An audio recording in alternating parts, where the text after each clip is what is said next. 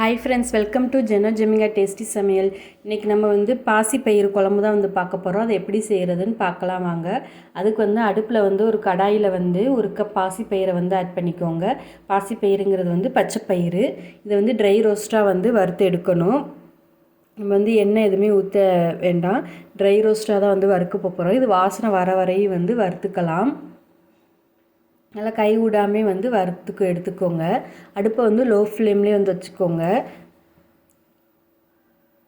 அடுப்பு வந்து ஹை ஃப்ளேமில் இருந்துச்சுன்னா சீக்கிரம் கருகிரும். அதனால் வந்து லோ ஃப்ளேம்லேயே வச்சு வறுத்து எடுத்துக்கலாம். இது வந்து லைட் ப்ரௌன் கலர் வர வரையும் வந்து வறுத்துக்கோங்க.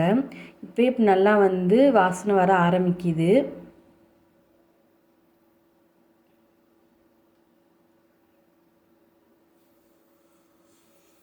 லைட்டாக கலர் சேஞ்ச் ஆகிடுச்சு பாருங்கள். இந்த மாதிரி வந்து வறுக்கணும். இப்போ வந்து கை விடாமல் வந்து வறுத்துக்கலாம். இந்த மாதிரி கை விடாமல் வந்து கிளறி விட்டுக்கிட்டே இருந்திங்கன்னா ஈவனாக வந்து எல்லா பக்கமும் வந்து வறுபட்டு வரும்.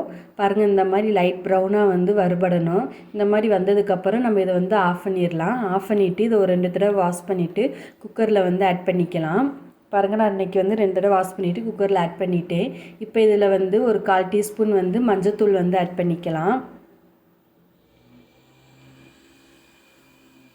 அடுத்து இதில் வந்து ஒரு 5-6 வெள்ளைப்பூண்டு வந்து ஆட் பண்ணிக்கலாம்.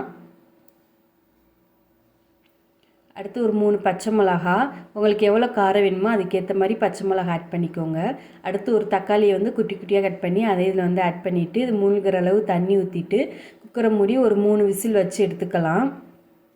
தண்ணி வந்து நிறையா ஊற்றிட வேண்டாம், கரெக்டாக ஒரு கப் தண்ணி மட்டும் ஊற்றி வந்து 3 விசில் விட்டு எடுத்தாச்சு. பாருங்கள், இந்த மாதிரி வந்து இருக்கணும். பயிர் வந்து நல்லா வெந்துருச்சு. இப்போ இதை வந்து நம்ம வந்து 1-2 கடைஞ்சி எடுத்துக்கலாம்.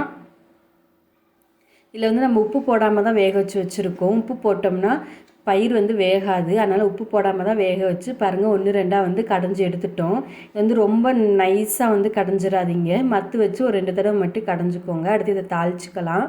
இப்போ வந்து ஒரு பேனில் வந்து ஒரு 2 டேபிள் ஸ்பூன் வந்து தேங்காய் எண்ணெய் ஆட் பண்ணிக்கோங்க. நீங்கள் தேங்காய் எண்ணெயில் செய்கிறனால இந்த குழம்பு வந்து நல்லா டேஸ்ட்டாக இருக்கும், வாசமாகவும் இருக்கும். எண்ணெய் ஹீட் ஆனதுக்கப்புறம் இதில் வந்து 1/2 டீஸ்பூன் வந்து சீரகம் வந்து ஆட் பண்ணிக்கலாம். சீரகம் பொரிஞ்சதுக்கப்புறம் அடுத்து ஒரு 1/2 டீஸ்பூன் வந்து மல்லி விதை வந்து ஆட் பண்ணிக்கோங்க, கொத்தமல்லி விதை. நம்ம இந்த கொத்தமல்லி விதை போடுறதுனால குழம்பு வந்து நல்லாயிருக்கும். ஒருத்தட இந்த மாதிரி செஞ்சு பாருங்கள். கடுகு ஆட் பண்ண தேவையில்லை. சீரகமும் மல்லி வந்து போட்டதுக்கப்புறம் ஒரு 10-15 சின்ன வெங்காயத்தை வந்து இந்த மாதிரி குட்டி குட்டியாக கட் பண்ணி இதை வந்து ஆட் பண்ணிக்கலாம். ஆட் பண்ணிவிட்டு இதை வந்து எண்ணெயிலே வந்து நல்லா வந்து ப்ரௌன் கலரில் வர வரையும் வதக்கி எடுத்துக்கோங்க. வெங்காயம் வந்து லைட்டாக கண்ணாடி பதத்தில் வந்துருச்சு பாருங்கள். இதை வந்து ஒரு 2 செகண்ட் மட்டும் நல்லா வந்து வதக்கிக்கலாம் அந்த எண்ணெயிலே. வெங்காயம் வந்து நல்லா லைட் ப்ரௌன் வர வரையும் வந்து வதக்கிக்கோங்க.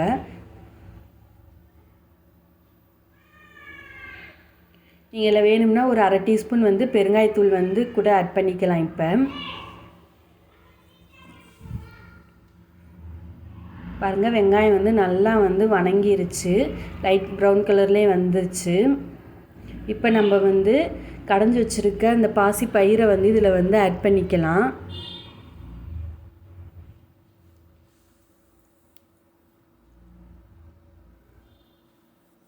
பாசிப்பயிறு ஆட் பண்ணிவிட்டு இதில் வந்து ஒரு 1/4 டம்ளர் மட்டும் தண்ணி வந்து ஆட் பண்ணிக்கோங்க. 1/4 டம்ளர் தண்ணி ஆட் பண்ணிவிட்டு இதை வந்து ஒரு 2-3 நிமிஷம் வந்து நல்லா கொதிக்க விட்டுக்கலாம் மீடியம் ஃப்ளேமில் வச்சு. இப்போ நம்ம இதில் வந்து ஒரு 1/2 டீஸ்பூன் வந்து உப்பு வந்து ஆட் பண்ணிக்கலாம். நம்ம உப்பு இதுவரை ஆட் பண்ணலை, இப்போ தான் வந்து உப்பு வந்து ஆட் பண்ணுறோம். இந்த குழம்புக்கு தேவையான அளவு வந்து உப்பு ஆட் பண்ணிவிட்டு இதை 2-3 நிமிஷம் வந்து கொதிக்க விட்டுக்கலாம். பாருங்கள், நல்லா கொதிச்சுக்கிட்டு இருக்கோம் 2 நிமிஷமாக. இப்போ நம்மளுக்கு வந்து பாசிப்பயிறு குழம்பு வந்து ரெடி ஆயிடுச்சு. இப்போ நம்ம வந்து அடுப்பை ஆஃப் பண்ணிக்கலாம். பாருங்கள், நம்ம வந்து 10 நிமிஷத்தில் இந்த குழம்பு வந்து செஞ்சிடலாம். பாசிப்பயிறு வந்து வறுத்து வேகிற இது தான். 10-15 நிமிஷத்தில் நீங்கள் வந்து செஞ்சு முடிச்சிடலாம்.